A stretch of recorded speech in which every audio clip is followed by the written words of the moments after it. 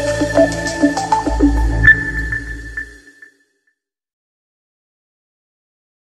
दोस्तों, C plus plus के lecture series में आपका स्वागत है। आज हम लोग पढ़ने वाले हैं फंक्शन ओवरलोडिंग। तो फंक्शन ओवरलोडिंग पढ़ने के लिए हमको जो मेन टॉपिक है, फंक्शन ओवरलोडिंग का जो बेस टॉपिक है वो है पॉलीमॉर्फिज्म। जब मैंने ऊप्स आपको पढ़ाया होगा तो जरूर बताया होगा कि ऑब्जेक्ट ओरिएंटेड कंसेप्ट में जो ऊप्स के फीचर्स हैं उसमें एक फीचर है पॉलीमॉर्फिज्म, जिसमें पॉली का मतलब होता है मल्टीपल और मॉर्फ का मतलब होता है रूप, कई रूप मतलब मल्टीपर्पज। ऊप्स कहता है कि हम एक ऐसी चीज बनाएं जो मल्टीपर्पज हो, जो चीज तो एक ही हो लेकिन कई काम कर सके। तो पॉलीमॉर्फिज्म को अगर हम लोग डिफाइन करें, this is the concept of one to many, और it could be classified into two categories, compile time polymorphism and run time polymorphism. अगर मैं बात करूं कंपाइल टाइम पॉलीमॉर्फिज्म की, तो कंपाइल टाइम पॉलीमॉर्फिज्म में आता है फंक्शन ओवरलोडिंग और ऑपरेटर ओवरलोडिंग। ये दोनों आते हैं हमारे किसमें, कंपाइल टाइम पॉलीमॉर्फिज्म में। और जो वर्चुअल फंक्शन आता है ये आता है रन टाइम पॉलीमॉर्फिज्म में। ठीक है, तो अभी मैं ऑपरेटर ओवरलोडिंग और वर्चुअल फंक्शन पे नहीं जाऊंगा, ये अलग सेपरेट कंसेप्ट्स हैं।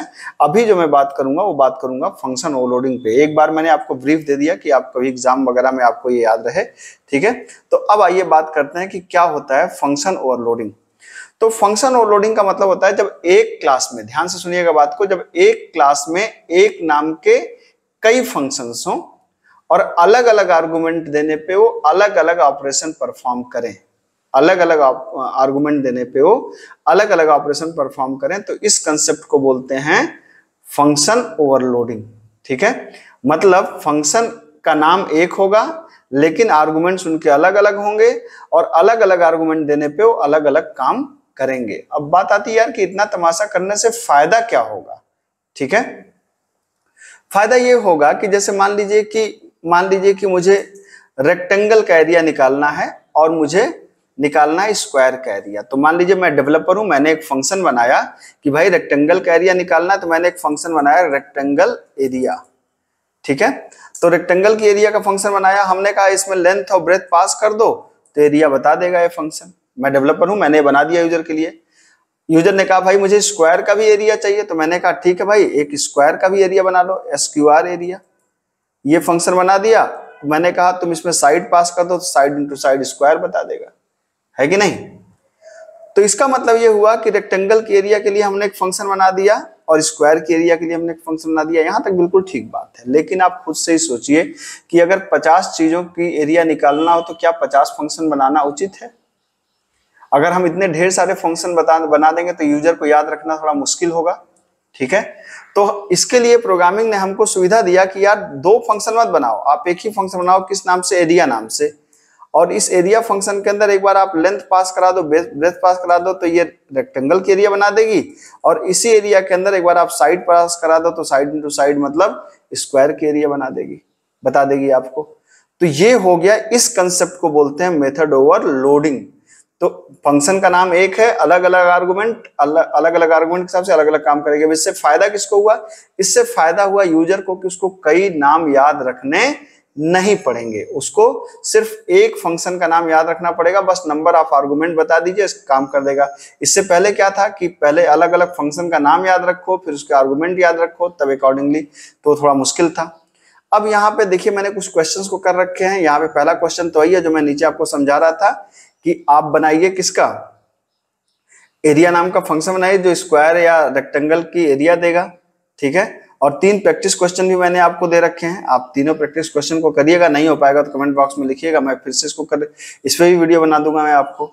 अब आपने कहा कि फंक्शन का नाम एरिया है, जैसा आर्गुमेंट दें, एक बार रेक्टेंगल की और एक बार स्क्वायर की एरिया हमको कैलकुलेट करके दे। तो आइए हम लोग इसको करके देख लेते हैं। तो अब क्या किया हमने कहा भाई कि यूजर ने कहा कि हमने एज ए डेवलपर, देखिए मैंने हमेशा आपको बताया कि जो क्लास होता है वो डेवलपर का सेक्शन होता है, जो मेन होता है यूजर का सेक्शन होता है। मतलब हमको ही, भले मैं इस समय डेवलपर हूं, लेकिन डेवलपर जब हम क्लास लिखते हैं तो हमको डेवलपर की तरह सोचना होता है, और जब मेन लिखते हैं तो हमको यूजर की तरह सोचना होता है। ये जितनी जल्दी आप समझ जाएंगे उतनी जल्दी सोचने में आपको आसानी हो जाएगी। तो जैसे क्लास हमने बना लिया, मान लीजिए ओवर, और हमने एक फंक्शन बना दिया किस नाम से, एक फंक्शन बना दिया एरिया, और कहा कि जब ये लेंथ और ब्रेथ दिया जाएगा इसके अंदर तो ये क्या करेगा, ये रिटर्न कर देगा लेंथ इंटू ब्रेथ। ठीक है, ये रिटर्न कर देगा। अब हमने कहा कि यार अगर ये एरिया जो एरिया हमारा है, इस एरिया के अंदर अगर हमने कहा कि अब दूसरा फंक्शन फिर से एरिया नाम का हमने बना दिया, ठीक है। अच्छा, इसमें एक चीज रह गई, क्या रह गई, यहां पे हमने कहा कि रिटर्न करेगा ना इंटीजर वैल्यू, तो INT एरिया और INT लेंथ, INT ब्रेथ। अगर आप अलाउ करें मैं यही डेफिनेशन लिख दूं, यही लिख दे रहा हूं, रिटर्न लेंथ इनटू ब्रेथ, ठीक है। और फिर मैंने कहा कि फंक्शन का नाम एरिया है और रिटर्न मैंने दिया साइड और रिटर्न कर दे रहा है क्या, साइड स्क्वायर, तो रिटर्न साइड इनटू साइड, ठीक है। ये हमारी क्लास बन गई, आप देख सकते हैं। तो फंक्शन का नाम क्या है, फंक्शन का नाम तो एरिया ही है। जब आपने लेंथ और ब्रेथ दिया तो लेंथ इनटू ब्रेथ रिटर्न कर दिया, जब आपने साइड दिया तो साइड स्क्वायर रिटर्न कर दिया। अब यहाँ पे आ जाइए, अब यहाँ पे हम क्या कर सकते हैं, हम सीधा सिंपल कर सकते हैं, हम चाहें तो सीधा प्रिंट करा सकते हैं, Cout/n area of rectangle, rectangle की एरिया आपने कहा क्या, रेक्टेंगल की एरिया के लिए आपने यहाँ पे कर दिया कि अगर रेक्टेंगल की एरिया के लिए आपने कर दिया कि अगर मैं इसमें एरिया फंक्शन को पास कर दूं और आर्गुमेंट पास करूं 10, 20, तो ये किसकी एरिया देगा, रेक्टेंगल की एरिया देगा।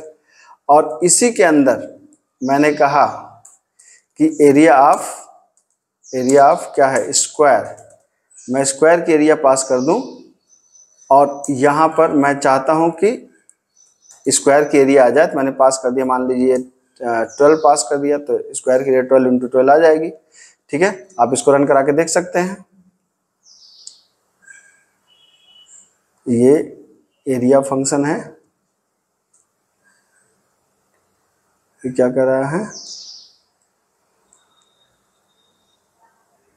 Area was not declared in this scope, AREA area 10, 20, बिल्कुल ठीक तो है। ओह सॉरी, हमें क्लास का ऑब्जेक्ट बनाना पड़ेगा ना, हमने ओवर क्लास का क्या बनाया, हमने कहा ओवर क्लास का एक ऑब्जेक्ट बना लीजिए, ओवर क्लास का एक आपने ऑब्जेक्ट बना लिया। अब आपने कहा ऑब्जेक्ट डॉट एरिया होगी ना फंक्शन, ऑब्जेक्ट डॉट एरिया और फिर ऑब्जेक्ट डॉट एरिया आपने कहा, क्योंकि क्लास का मेंबर है ना दोनों, ठीक है। अब इसको आप रन करा लीजिए, सॉरी, ये area of rectangle 200, area of square 144। तो आप देख सकते हैं कि दोनों बार हमने एरिया फंक्शन को ही कॉल किया। जब हमने एरिया के अंदर 2 आर्गुमेंट पास किया तो इसने किसको कॉल किया, जिसके अंदर 2 आर्गुमेंट है। जब एरिया के अंदर हमने 1 आर्गुमेंट पास किया तो इसने किसको कॉल किया, जिसके अंदर 1 आर्गुमेंट है। तो कहने का मतलब क्या हुआ, कहने का मतलब यह है कि जैसे आपने एरिया फंक्शन दिया, 2 आर्गुमेंट वाला दिया तो 2 वाले को कॉल किया, जब 1 दिया तो 1 वाले को कॉल किया। तो फंक्शन का नाम एक ही है, जब आर्गुमेंट बदलेगा तो उसका काम बदलेगा और अकॉर्डिंगली वो ऑपरेशन परफॉर्म करेगा। इस कंसेप्ट को बोलते हैं मेथड ओवरलोडिंग या फंक्शन ओवरलोडिंग, ठीक है। जावा में मेथड ओवरलोडिंग और यहाँ पर फंक्शन ओवरलोडिंग। होपफुली आपको ये कंसेप्ट समझ में आया होगा। अब ये जो 3 क्वेश्चंस हैं, इन 3 क्वेश्चंस में आप तीनों को ट्राई करिएगा, नहीं होगा तो मुझे बताइएगा, फिर हम लोग देखा जाएगा क्या कर सकते हैं। Thank you so much.